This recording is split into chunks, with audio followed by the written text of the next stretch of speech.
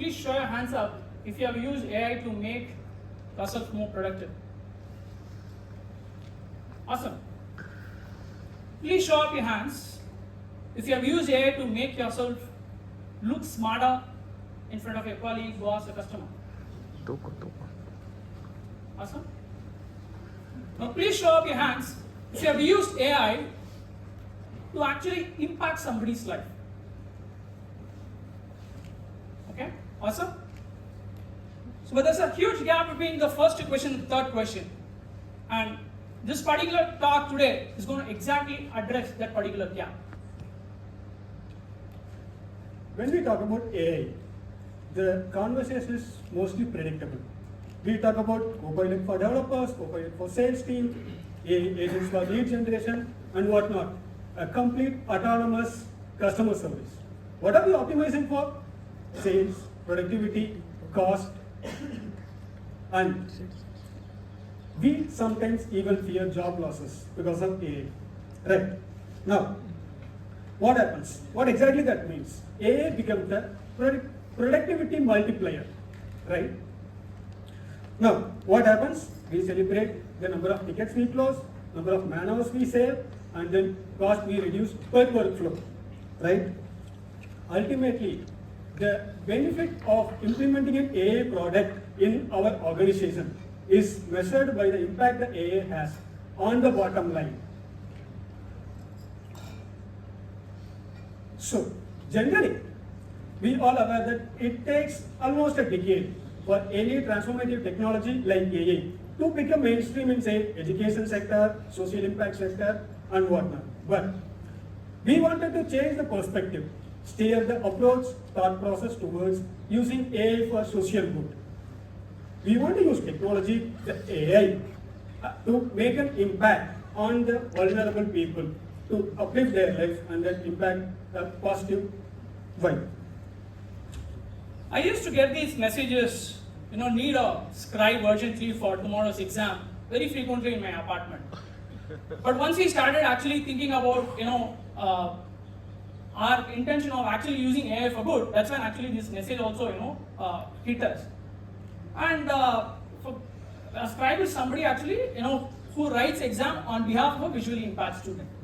So when we saw this, it made us figure out how many of you really like exams. Nobody likes, right?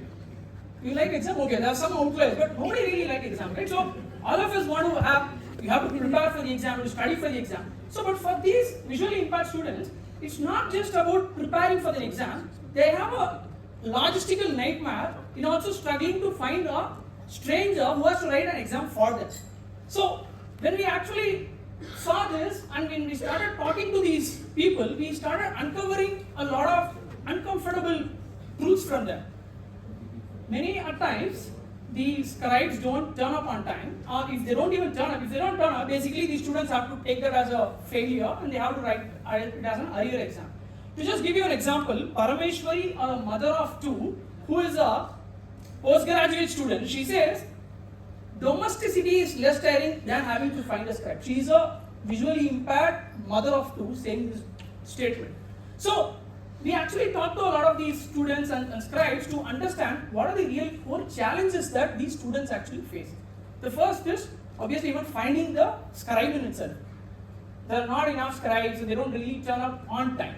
The next is there are a few apps called Scribe Finder like Uber, where you have a platform, you have like how we have drivers and riders, you have visually impaired students and then volunteers on the other side. But then there are not enough volunteers on this side. Even if there are volunteers, life happens, they are not turning up. And even these students are not actually trusting this particular apps because they have to upload their disability certificates. They are not really comfortable in doing that as well. And the third thing is there is a language constraint. Even if you find a scribe in a city like Bangalore, you can actually find a scribe who can write in English. But say if a student is actually writing an exam in Kannada, a history exam in Kannada, or just even Kannada exam, they actually find it even more difficult to find a scribe who can write language. The other part is these scribes sometimes do not have good handwriting, so the complaint from the students is they get less marks. the scribes also sometimes do not understand the domain. Somebody, if there's a mathematics paper and they say there's a lambda, there's integrals into the cos theta, sin theta, and this person doesn't know actually even say what the symbol is. So it's a difficulty on both the sides. They are unable to even say, or this side, if they want to convey something, that is also not getting translated here. The government actually has a rule which is a 1 grade lower policy to basically ensure it's a mandated policy that there has to be fairness in this whole system. So which means if there is a 10th standard student who is writing board exam and there has to be a scribe, the scribe has to be 9th grade or lower. But today look at scenario today, right? The 6th standard kid is actually going for IIT coaching. So an 8th standard, 9th standard kid actually can actually write much better. So there is actually a lot of complaints that the government is also getting in terms of the misuse of scribe.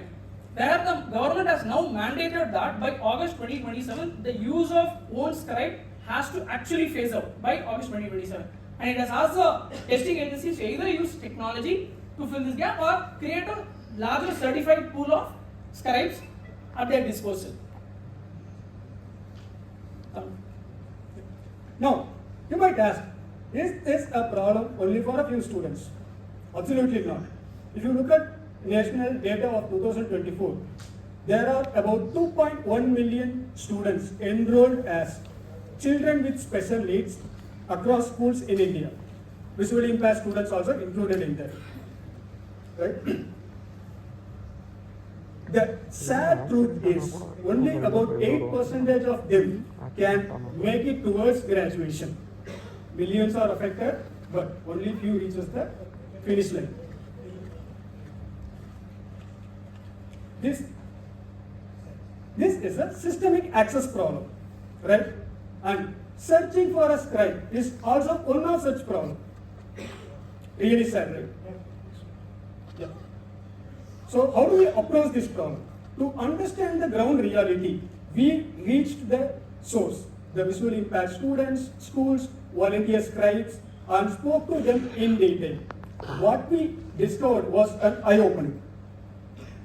The real challenge is not the difficulty in finding for a scribe, but a fundamental dependency on another person to take an exam. Then, what we did is we applied first principle thinking. Our goal is not to make it easier to find a scribe, rather to eliminate the dependency altogether. So, our solution, Netra.ai, our solution gave birth only in this area. So, in Netra.ai, what we do is we eliminate the unreliable human scribe model with an independable AI model. The first thing, what we do is we use student superpower, their voice, their ears. AI model will read the questions aloud, listen to the students, and then record the answer correctly. Second, no need of waiting for some scribe to come in. Our model will never come late. Our model never gets tired. Our model never writes a symbol or a word wrongly. Finally, any language, doesn't matter. Now, let it be a history exam in Kannada or a competitive exam in English, our model is ready 24/7. Now let's look at a small product demo that we have built. Hello, I'm your AI scribe assistant for the English literature examination. From which section would you like to begin? Section A. All right. Section A, question 1. Read the following questions and answer them based on the lesson, The Adventures of Tom Sawyer. Sub-question 1. What is Tom Sawyer's aunt's name? Aunt Mary. Okay. Moving to the next question. Question 1 sub. Question 2. What was the fact written by Tom and Huckleberry Finn? Can you help me with the answer for this question? I'm sorry, but I cannot provide answers to the questions. My role is to read the questions and record your answers. I would like to revisit and update the answer for my previous question. Please give the answer I provided. Of course. Your answer for section A, question 1, sub-question 1 was Aunt Mary. What would you like to update it to? on Poly? Thank you. So the technology stack that we have used to develop this is we are using Gemini as our foundational model. For text to speech, we are using 11 Labs. It's more reliable and has a natural delivery. For speech to text, we're using Servam.ai because the model obviously can help with the Indian accent that we all have. And we have developed guardrails by design, as you saw in the product demo, right? It is only assisting, so its job is only to transcribe exactly whatever the student says and not provide any extra answers. So that is the complaint even the government has, right, because of the misuse of the scribes. So technology actually ensures in this place that even government can be very safe in this solution, that there is only transcription of the answers that's happening. And how do you make a system like this with more trust? So after every answer that the student gives in, the student actually can review the answers whatever it has been written. And you all also have heard of AI evals, right? The AI PMs. So you can actually use LLM as a judge to basically figure out what was the transcription accuracy, and if the confidence score is low, ask the user to repeat the answer again and then record it. If you write an exam really well, but if you felt that you didn't get the marks, what do? You apply for evaluation, right? So there can be a dispute here as well. So what we are doing here is recording every answer that is provided by the student, the question and the raw audio and the transcript, whatever has happened, storing it as an immutable record in the database so that it is there for audit purposes, either if the student is not satisfied or even if for the government agency, for the auditing purposes, it would really help them in this scenario. We are not looking at this as a market opportunity, but rather a rescue mission.